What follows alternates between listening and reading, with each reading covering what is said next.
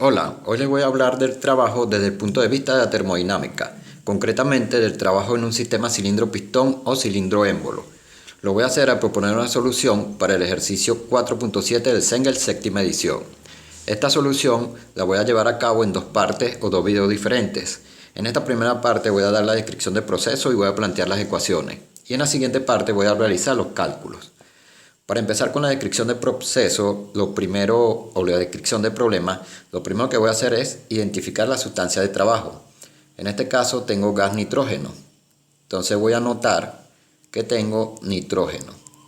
Y voy a suponer que se comporta de manera ideal. Siempre que tenga un problema donde está involucrado un gas, voy a suponer comportamiento ideal, a menos que en el problema se me indique lo contrario. Ahora, esto es importante porque los gases ideales debemos recordar que no tienen tabla de vapor. Ellos lo que tienen es un juego de ecuaciones. Quiere decir que yo voy a recurrir son a ecuaciones. Lo segundo que voy a hacer es identificar los diferentes estados a través de los cuales pasa la sustancia de trabajo.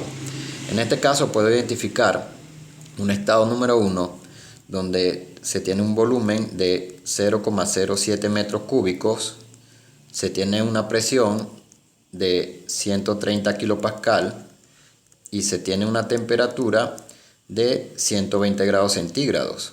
Entonces tendría lo que sería el estado número 1 o inicial.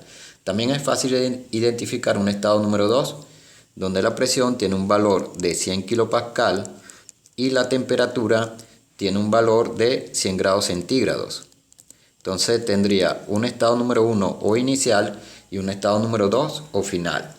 Una vez que identifico los estados a través de los cuales está pasando la sustancia de trabajo, voy a identificar el tipo de proceso. En este caso es bastante sencillo porque el enunciado establece que es un proceso politrópico. Entonces voy a anotar proceso politrópico. ¿Qué es un proceso politrópico? Un proceso politrópico es un proceso donde la relación que hay entre la presión y el volumen viene dado por una ecuación. Esa ecuación se conoce como relación politrópica y es P por B a la N, es decir, presión por volumen a la N, es igual a C. La N es lo que se conoce como exponente politrópico y tiene un valor que se puede dar en el problema o se puede determinar. En este caso es necesario determinarlo porque no se dio en el problema. La C es una constante. Entonces, todos los gases ideales que están sometidos a un proceso en el cual se tiene esta relación para la presión y el volumen se conoce como proceso politrópico. Una vez establecido esto, voy a clasificar el sistema. Debo recordar que tengo sistemas abiertos y sistemas cerrados. En este caso tengo un sistema cerrado porque no se intercambia masa con el entorno. Eso quiere decir que la masa permanece constante. Una vez hecho esto, voy a trazar lo que serían las fronteras del sistema a través de una línea punteada. La línea punteada representa la frontera del sistema. Lo voy a trazar tanto para el estado número 1 como para el estado número 2. Ahora, cuando trazo la frontera del sistema en el estado número 2, podemos observar que he colocado el pistón un poquito más elevado con respecto al estado número 1, por decirlo de alguna manera. Debo recordar que este que aparece acá es el pistón. Entonces, esto me indica dos cosas bastante interesantes. La primera, que hay trabajo de frontera móvil. Esto es debido a que la frontera del sistema ha cambiado. Cuando cambia la frontera del sistema, es decir, cuando se mueve, entonces definitivamente debe haber trabajo con frontera móvil, que viene dado por la integral de volumen 1 hasta el volumen 2 de la presión por el diferencial de volumen. Lo segundo es que lo coloqué un poquito más arriba debido a que me están diciendo que el nitrógeno se expande. En el enunciado se establece que el nitrógeno se expande. Cuando yo estoy en un proceso de expansión, el volumen aumenta. Por eso es que en el estado número 2 coloqué el pistón un poquito más elevado que con respecto a la parte inicial, porque así él va a encerrar un volumen mayor. Entonces en los procesos de expansión el volumen debe ser mayor y en los procesos de compresión el volumen debe ser menor. De allí a que haya colocado el pistón un poquito más elevado. Por último, lo único que tendría que anotar sería lo que deseo determinar. En este caso se me pide que determine el trabajo de frontera móvil y así tendría lista de descripción del problema. Esta descripción del problema la utilizo para tener de manera condensada anotados los datos que conozco del problema. Ahora voy a analizar las ecuaciones. Por supuesto que tengo la ecuación para determinar el trabajo de frontera móvil, la ecuación general que establece que es la integral de volumen 1 hasta el volumen 2 de la presión por el diferencial de volumen. Tengo lo que se conoce como relación politrópica y tengo la ecuación de estado de un gas ideal, porque supuse comportamiento ideal. De hecho, no solamente tengo esta ecuación de estado de gas ideal, sino que también tengo una ecuación que establece que la presión en el estado inicial por el volumen inicial sobre la temperatura inicial va a ser igual a la presión del estado final por el volumen del estado final sobre la temperatura del estado final. Esta relación siempre la voy a tener en todos los procesos donde tenga un gas ideal o donde intervenga un gas ideal.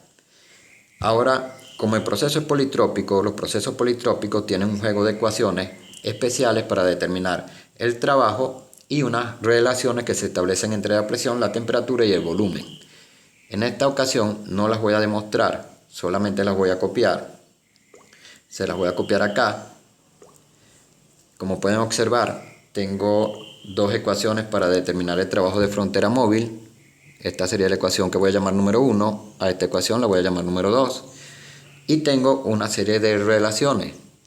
A esta la voy a llamar número 3, número 4 y número 5. En la relación número 3 tengo la presión y el volumen, en la número 4 tengo la temperatura y el volumen, y en la número 5 tengo la temperatura y la presión. De este lado tengo despejada de cada una de esas relaciones lo que es el exponente politrópico. Entonces, siempre que tenga un proceso politrópico en un gas ideal, voy a tener estas dos ecuaciones para determinar el trabajo de frontera móvil y voy a tener estas ecuaciones para las relaciones entre la presión y el volumen y la temperatura. En esta ocasión, como les dije, no las voy a demostrar, las voy a utilizar de manera directa. Ahora, si verifico, por ejemplo, de la primera ecuación de trabajo de frontera móvil, puedo observar que en la descripción del proceso tengo el volumen número 1 y la presión número 1, y tengo lo que sería la presión número 2, es decir, que conozco el volumen número 1, la presión número 1 y la presión número 2. Lo que no conozco es el volumen número 2 y tampoco conozco el valor del exponente politrópico. Si quiero utilizar la ecuación número 2 para determinar el trabajo de frontera móvil, puedo verificar que tengo la temperatura número 1, que tiene un valor de 120 grados centígrados, y tendría la temperatura número 2, que tiene un valor de 100 grados centígrados. Pero no conozco la masa, entonces tendría que determinar el valor de la masa. Y también necesitaría el valor del exponente politrópico. Definitivamente, vaya por la ecuación número 1 o vaya por la ecuación número 2 para determinar el trabajo de frontera móvil, tengo que determinar el valor del exponente politrópico. De las ecuaciones número 3, 4 y 5 puedo determinar el valor del exponente politrópico, pero en la número 3 y en la número 4 me haría falta conocer el volumen en el estado número 2 o en el estado final. Ahora, en la ecuación número 5, como ella solamente depende de temperaturas y presiones y tengo tanto las temperaturas como las presiones, sí puedo determinar el valor del exponente politrópico. Así que lo que debo trazar es la forma como voy a trabajar, es decir, debo decir primero la ecuación que voy a utilizar para determinar lo que es el trabajo de frontera móvil. Supongamos que yo decido ir por la ecuación número 1. El trabajo de frontera móvil va a ser igual a 1 sobre 1 menos n, presión 2 por el volumen 2, menos la presión número 1 por el volumen número 1. Y ya sé que debo determinar tanto el volumen número 2 como n, que es el exponente politrópico. Para determinar el volumen número 2, puedo utilizar esta relación de gases ideales. De acá puedo despejar lo que es el volumen número 2, que vendría dado entonces por el volumen número 1, la temperatura número 2 sobre la temperatura número 1, multiplicando a la presión número 1 sobre la presión número 2. Ya previamente verificado que conozco tanto el volumen número 1 como la temperatura 1 y 2 y la presión 1 y 2. O sea que de acá puedo determinar lo que sería el volumen. Una vez que he propuesto cómo voy a determinar el volumen, entonces puedo seleccionar cómo voy a determinar el valor del exponente politrópico.